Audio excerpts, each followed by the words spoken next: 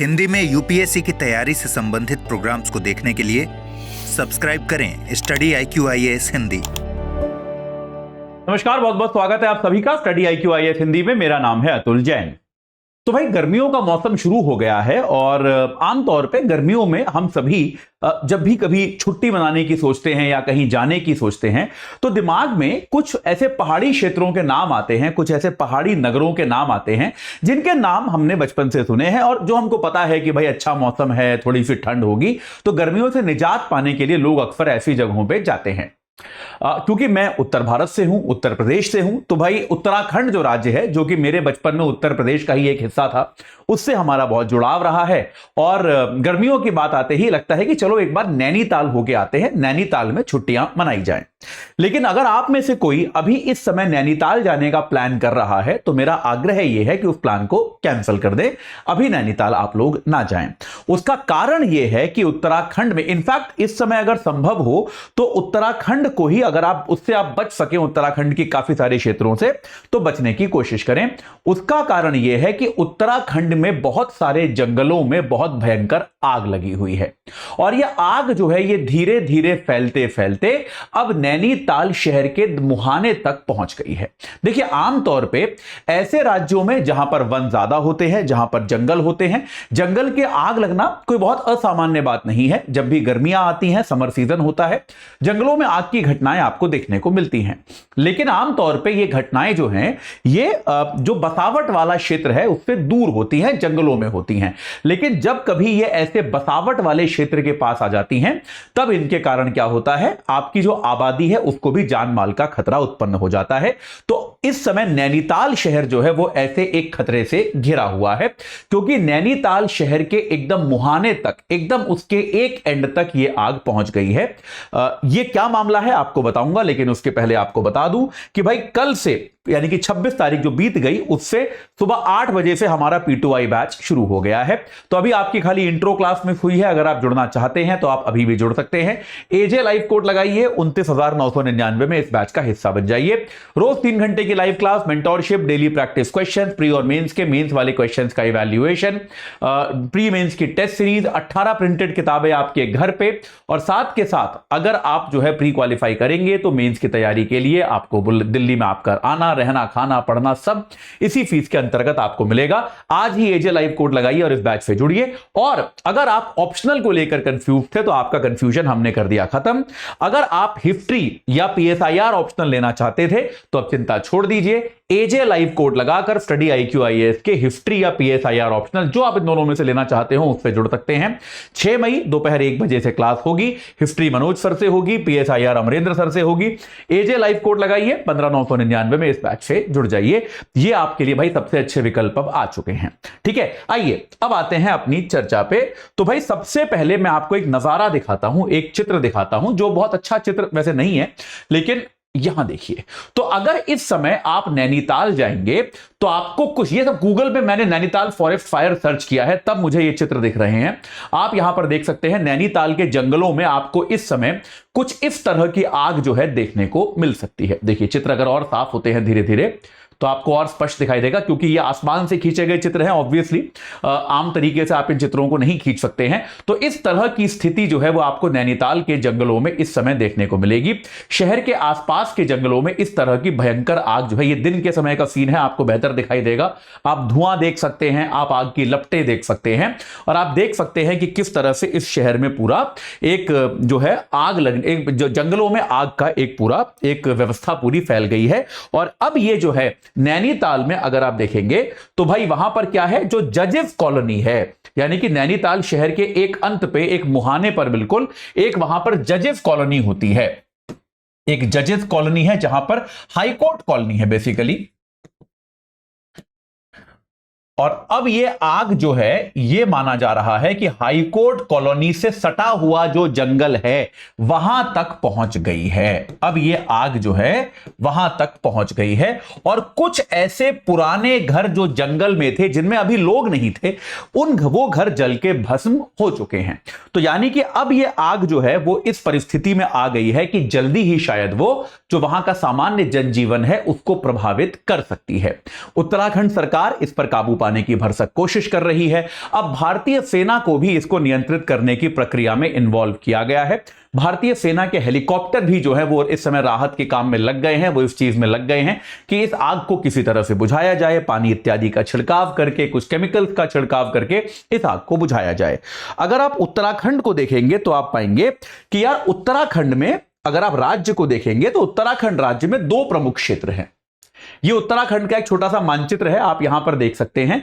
उत्तराखंड को कुछ जिले जो है देहरादून, हरिद्वार और ऊधम सिंह नगर, ये मैदानी जिले हैं, तो इनकी बात अगर हम ना करें तो उत्तराखंड राज्य जो है वो आमतौर पे कुमायूं और गढ़वाल इन दो क्षेत्रों में बटा हुआ माना जाता है।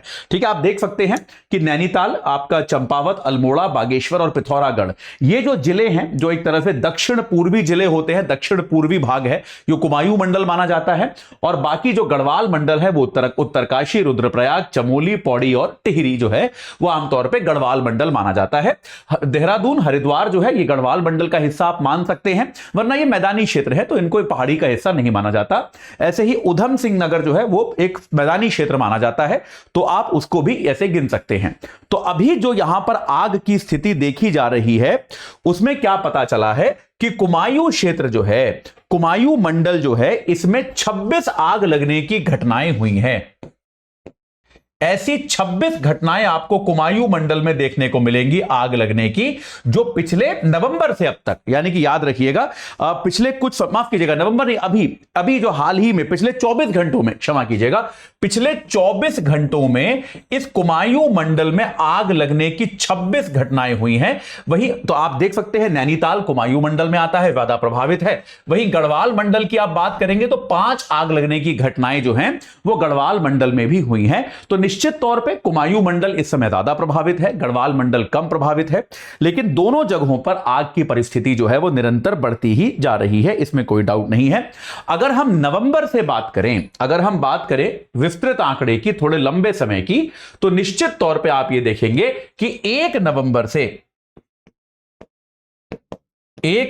से अब तक वहां पर आग लगने की 575 घटनाएं हो चुकी हैं। जंगल में आग लगने की 575 घटनाएं कुल मिला के हो चुकी हैं, और जिनमें 690 हेक्टेयर के आसपास जंगल जो है वो खराब हो चुका है। 690 हेक्टेयर के आसपास वन का नुकसान जो है वो अब तक हो चुका है। इतनी एक प्रॉब्लम ये निरंतर चल रही है।